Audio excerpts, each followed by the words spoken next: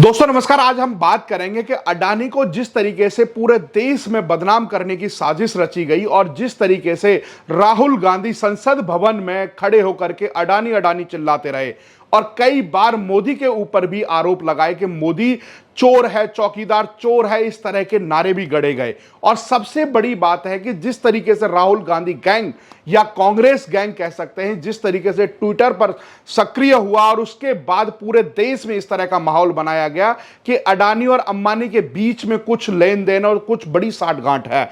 और उसके बाद हिडनबर्ग की रिपोर्ट आती है और इसके बाद जो पूरे देश में माहौल खड़ा किया गया और उसके बाद सुप्रीम कोर्ट में यह मामला गया और उसके बाद जब सेबी की एक टीम गठित हुई उसमें 6 मेंबर थे और 6 मेंबर में 2 जज थे और 4 लोग कांग्रेस के समय में कांग्रेस के कार्यकाल के अंदर बड़े बड़े पदों पर आसीन किए थे, वो लोग मेंबर थे।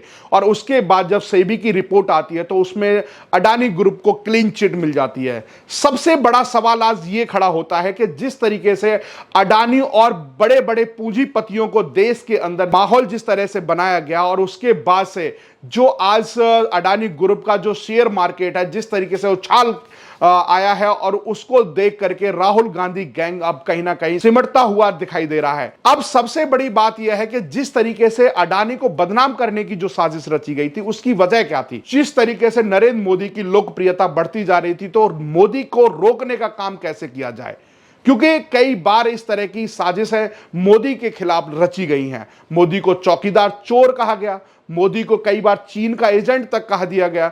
कभी कभी इस तरह की साजिश हो जाती है कि उनके लिए अब शब्द तक बोल दिए जाते हैं। 90 साल के बुजुर्ग ने वहां पर अमेरिका में बैठ करके यह साजिश रची गई और इतना तक कह दिया गया कि 2024 में नरेंद्र मोदी की रथ को रोकने का काम हम करेंगे और कई मिलियंस का यहां पर ठेका देने की बात की गई।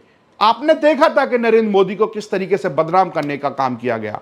और सबसे बड़ी बात है कि जब नरेंद्र मोदी की जो लोकप्रियता जो थी वो और बढ़ती हुई नजर आई, पापुआ में गए तो वहां पर प्रधानमंत्री नतमस्तक हो गए और उसके बाद जो फोटो और वीडियो रिलीज हुई तो कहीं ना कहीं ये गैंग खत्म सा होता हुआ दिखाई दिया।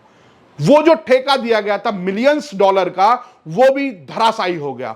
अब सबसे बड़ी बात है कि जिस तरह की साजिश मोदी को रोकने के साथ साथ उद्योगपतियों को ठिकाने लगाने का काम किया जा रहा था, आज वो भी कहीं ना कहीं जिस रफ्तार से शेयर मार्केट बढ़ रहा है उससे कहीं ना कहीं अब कांग्रेस झटपटा रही है। अब कांग्रेस के राहुल गांधी अब दिखाई नहीं दे रहे। जिस समय आपने देखा था चुनावी चर्चा, चुनावी मैदान में जब मंच पे होते थे तो राहुल गांधी सिर्फ अडानी और अंबानी का नाम लिया करते थे और ये चीजें भूल जाते थे कि कांग्रेस की सरकार राजस्थान में है। राजस्थान के मुख्यमंत्री अशोक गहलोत के साथ अडानी की जो डील हुई उस पर चर्चा नहीं की जाती थी। सबसे बड़ी बात यहां पर यह निकल के आती है कि जिस तरीके की साजिश एक उद्योगपति को खत्म करने की गई थी, आज देश के सामने वो उजागर हो गई है। बड़ा खुलासा ये हो गया है कि जो सेबी की कमेटी थी उसने क्लीन चिट दे दी। अब अडानी अपने उसी रफ्तार से शेयर मार्केट में रफ्तार पकड़े हुए हैं और देश के लोगों को भरोसा जीत चुके हैं। जिस तरीके से फ्रॉड का काम बताया गया था कि अडानी सब तरह का फ्रॉड करता है, सब्सक्रिप्शन का फ्रॉड है, जिसका फ्रॉड है वो सेबी की रिपोर्ट में क्लीन चिट पाया गया। अब सबसे बड़ा सवाल यह है कि ये लोग अब कहां मुंह दिखाएंगे। संजय सिंह चिल्लाते थे कि अडानी ने लाखों करोड़ों रुपए लूट लिए देश के, एलआईसी को बर्बाद कर दिया, इस तरह की बातें हो रही थी, एसबीआई को लूट लिया। और जबकि अगर देखा जाए तो आज एलआईसी भी कितने प्रॉफिट में और एसबीआई भी कितने प्रॉफिट में है। अडानी का जो बिजनेस है वो ग्राउंड लेवल का काम करता है, चाहे अब फॉर्चून के अगर रिफाइंड की बात करें, ऑयल की बात करें, पोर्ट की बात करें, इस तरह के व्यापार हैं वो ग्राउंड में काम करता है और जनता से जुड़ा हुआ है। सबसे मजे की बात तो यह है कि जिस तरीके की लेफ्ट विंग जो साजिश रच रहा था, वामपंथी जो साजिश रच रहे थे, वो साजिश अब कहीं ना कहीं धराशायी हो गई। बड़े बड़े पत्रकार भी इस गैंग में शामिल थे।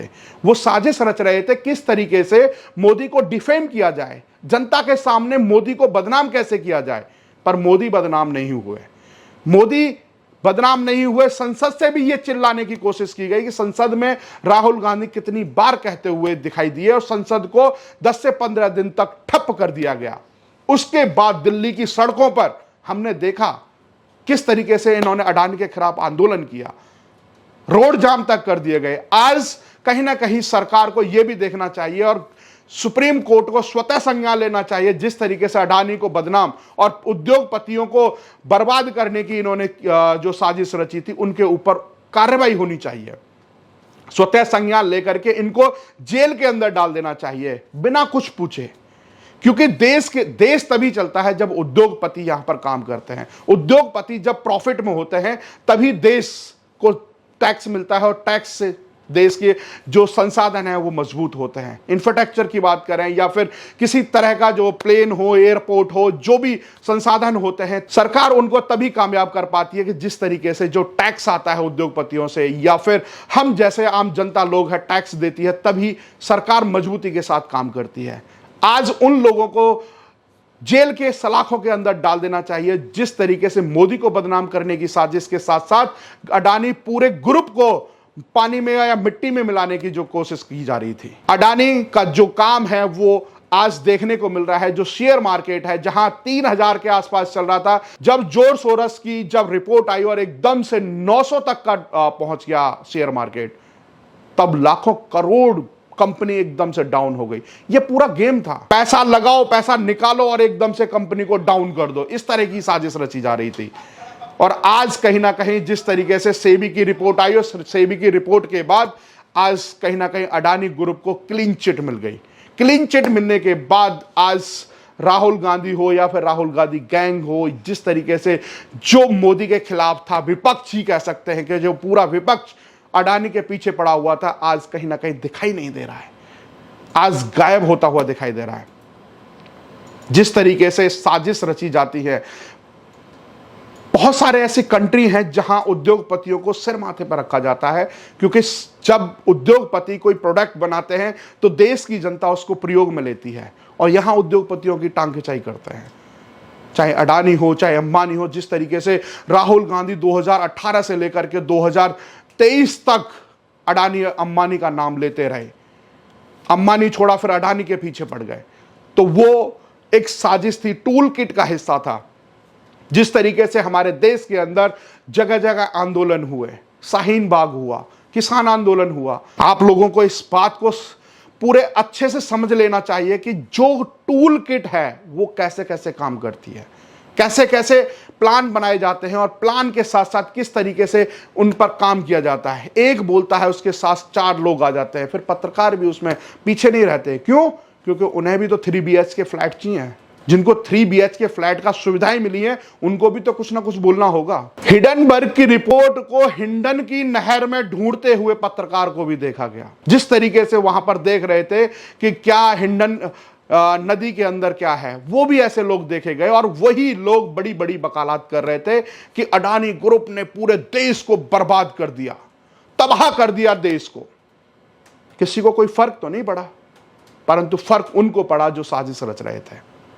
आज अडानी ग्रुप पूरे शेयर मार्केट के हिसाब से पूरा अपने जिस जगह पे था वहां तक पहुंचने में कामयाब होता हुआ दिखाई दे रहा है। मार्केट खुलेगा तो हो सकता है कि और बड़े उछाल के साथ खुले।